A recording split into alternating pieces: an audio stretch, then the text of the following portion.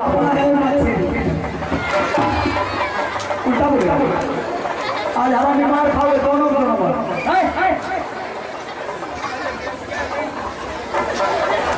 वो क्या बनाया ना क्या है माइक पर अरे अबे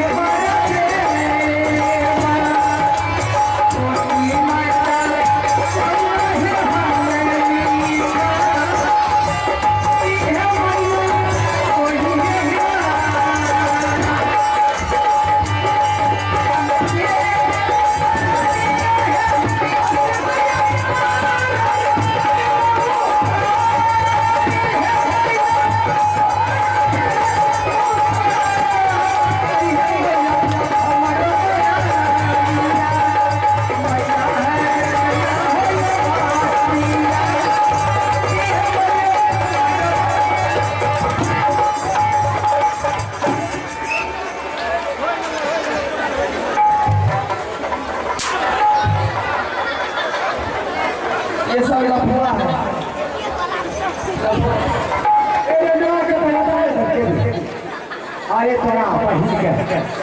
ना अगर ये 25,000 में बनेंगे घटाला हो जाएगा चलाने की आदत जब थोड़ा चढ़े नहीं रहा हमसे बात करोगे हमसे अब हमसे बात जो भी बात करना मुझसे बात पैसा क्या चीज का पैसा क्या चीज का पैसा है बात ऐसा करो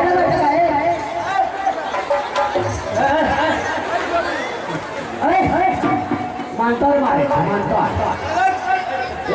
ऐसा करो अभी तो मैं जा रहा हूँ लौट करके थोड़ी सी घाट पर आएंगे तो लौटने के बाद ये दोनों आदमी एक साथ ही तीनों आदमी का भाड़ा दे देंगे